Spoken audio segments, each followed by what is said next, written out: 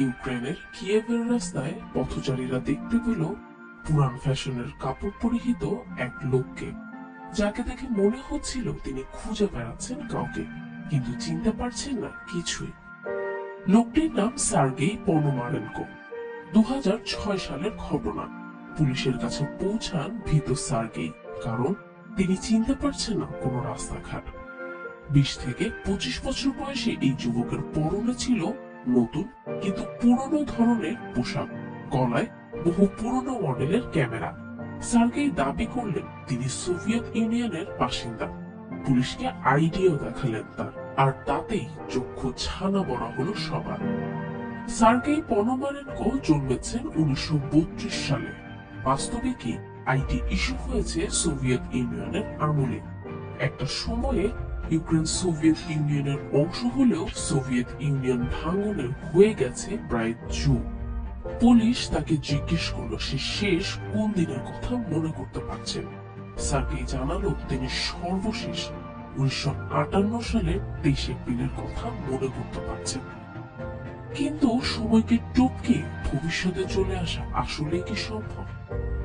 তাকে ট্রান্সফার করা হলো একটি সাইকিয়াট্রিক হাসপাতালে। ডক্টর পাবলো কুট্রিকভ তাকে জিজ্ঞেস করলেন যে সে কিভাবে 1958 সাল থেকে 2006 সালে চলে আসলেন একটু বৃদ্ধ না হয়ে। তার সর্বশেষ কি মনে আছে? সার্গেই উত্তর দিলেন যে সেদিন তিনি দিনের বেলায় ঘুরতে বেরিয়েছিলেন এবং ছবি তোলার জন্য ক্যামেরাও সাথে নিয়েছিলেন। হঠাৎ তিনি বেল শেপের একটি উড়ন্ত বস্তু দেখতে পান এবং এরপরেই তার আর কিছুই মনে নেই।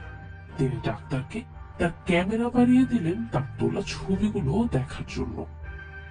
ক্যামেরাটি ছিল ইয়াশিমা ফ্লেক্স। 1970-এর পর থেকে এর ফিল্ম আর বের হয়নি। ফটোগ্রাফি এক্সপার্ট ভ্যাডিম পয়জনারকে ডাকা হলো। তিনি জানালেন ক্যামেরার ফিল্মটি ম্যানুফ্যাকচার করা হয়েছে 1956 সালে। ছবিগুলো উদ্ধারের পর দেখা গেল ছবির রাস্তাঘাট, বিল্ডিং, স্থাপনা সবই পুরনো ধাঁচের। ছবির বিল্ডিং গুলো এখন আর নেই। সার্গেইয়ের সাথে একজন মেয়ের ছবিও দেখা গেল। জানা যায় মেয়েটি তার গার্লফ্রেন্ড। আর শেষ ছবিতে সার্গেই এর কথা মতো একটি বেল শেপ ইউএফও বা স্পেস ক্রাফট দেখা যায়। আপনারা কি বিশ্বাস করছেন যে আমি সত্যি বলছি?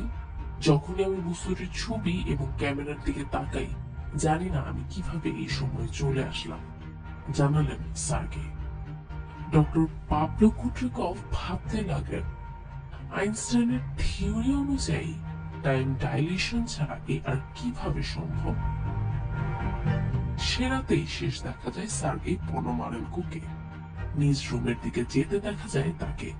এরপর তিনি যেন পুরোপুরি গায়েব হয়ে যান তিনি। এদিকে পুলিশ যোগাযোগ করেন সার্গেইয়ের তৎকালীন গার্লফ্রেন্ডের সাথে, যার বয়স তখন ছিল 70 বছর। তিনি জানান নিখোঁজের পর সার্গেই তাকে একটি ছবি পাঠান, যেখানে ছিল মধ্যবয়স্ক সার্গেইয়ের ছবি, যার পেছনে ছিল উঁচু দালান, আর বলা ছিল ছবিটি 2050 সালে তোলা। কিভাবে সার্গেই পনোমারেনকো 1958 সাল থেকে হুট করে চলে আসেন 2006 সালে? রাশিয়ান একটি ডকুমেন্টারিতে এই পুরো ঘটনাটি তুলে ধরা হলেও পাওয়া যায় না কোনো অকাট্য প্রমাণ। ইন্টারনেটে এই ঘটনার উপর অসংখ্য ভিডিও থাকলেও সত্য প্রমাণের অভাবে একে অনেকে মিথ বা প্রচলিত ঘটনা বলতেই বেশি স্বাচ্ছন্দ্য বোধ করেন। তবে টাইম ট্রাভেলের ইতিহাসে এটি নিঃসন্দেহে একটি জনপ্রিয় ও চমৎকার ঘটনা।